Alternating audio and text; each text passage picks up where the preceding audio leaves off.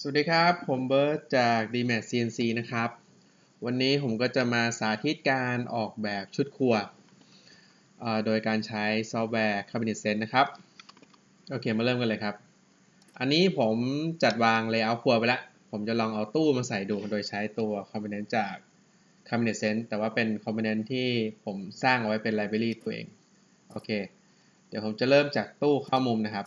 พวกนี้คือผมทำ Library ไว้ละเวลามีโมเดล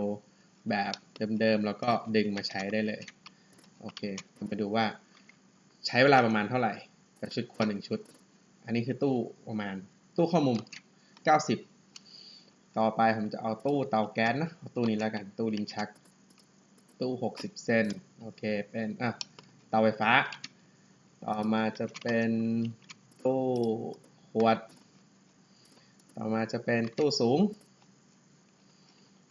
นี่นะครับโอเคเป็นตู้สูง built in โอเคอันนี้ผมยังไม่ได้เซต alignment ผมเซตให้กัน yes โอเคปึ๊บสูง10เซนโอเคความสูงได้ไหมเอาความสูงสัก90โอเค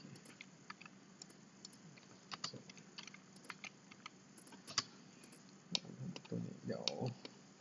ตัวนี้สูง90ต้องเพิ่มอีกสัก25 2 3 5 0โอเคปึ๊บ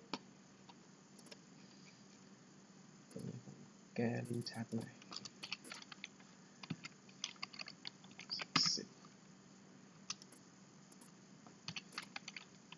20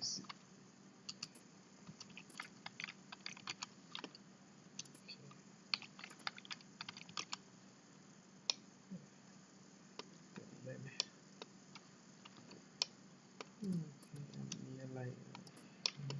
ชั้นฟิก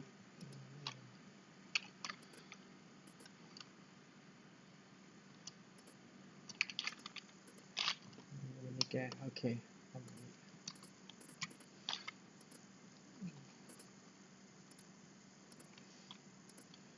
ใส่ลิ้นชักนะครับโอเคต่อมาเราจะมาวางตู้ซิงค์ผมขอเอาตู้นี้แล้วกันตู้ซิงค์ไซส์90โอเคต่อมาเอาเป็น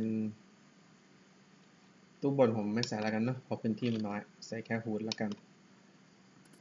ใส่ฮูดแล้วก็ไปเอาตัวพร็อพมาเอาพร็อพมันเข้ามามีใส่พร็อพหน่อยเดี๋ยวเอาตู้นี้ขึ้นมาก่อนตู้นี้สัก90ตู้ไซส์90ตัวนี้นะโอเคสูงจากพื้นอีกสักเพิ่มให้เป็น65สูงไปหน่อย60โอเคได้ไหมครับโอเคได้ละเราปรับชั้นตรงนี้นิดหนึ่งโอเคตรงนี้ก็ปรับมันหน่อย50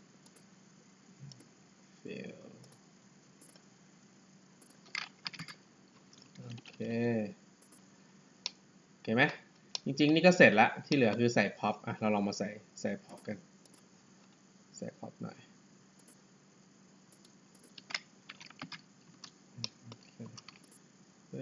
ใส่พ็อปใส่ฮูดใส่ฮูดให้มันหน่อย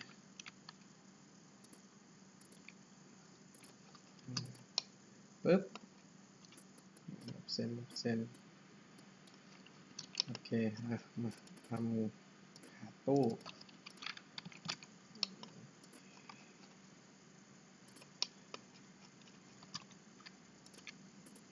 จริงๆนี่เสร็จไปแล้วนะตัวตู้ นี่ใส่ขาตู้เรามาวางท็อปก็เขียนเองครับเป็นท็อปหินท็อปลบ63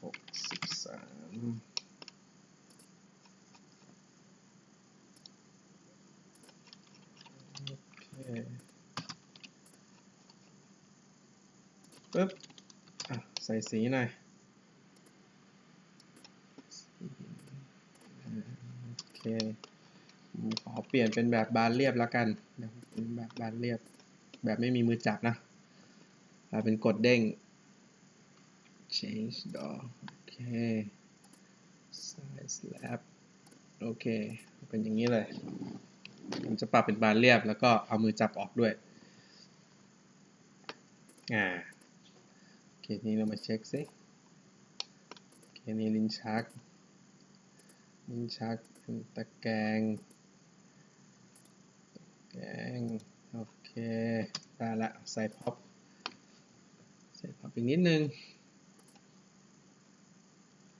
เอาเป็นตัวไมโครเวฟ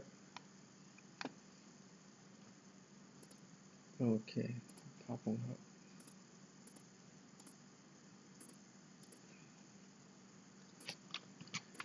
ปึ๊บ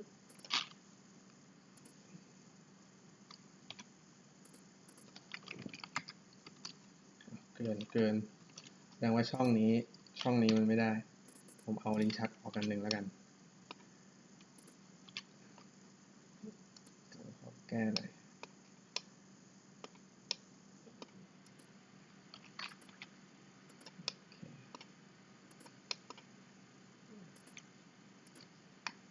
โอเค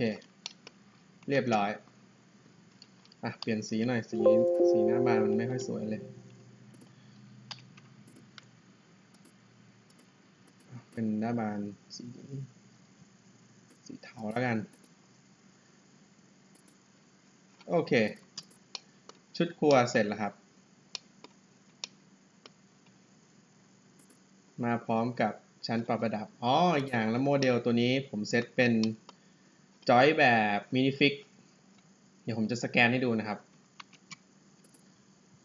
ตอนนี้เรายังไม่เห็นพวกรูเจาะต่างๆเดี๋ยวผมจะสแกนให้ดูปึ๊บอันนี้รูเจาะพวกนี้เอาไปเข้าเครื่อง CNC ได้เลยทั้งรูเจาะเกือกม้าเดือยไม้แล้วก็บานพับชั้นปรับระดับต่างๆมาหมดมาครบหน้าบานรูเจาะต่างๆมาหมด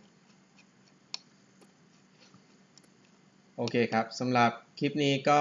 ขอฝากไปเพียงเท่านี้ก่อนคลิปหน้าเจอกันใหม่ครับสวัสดีครับ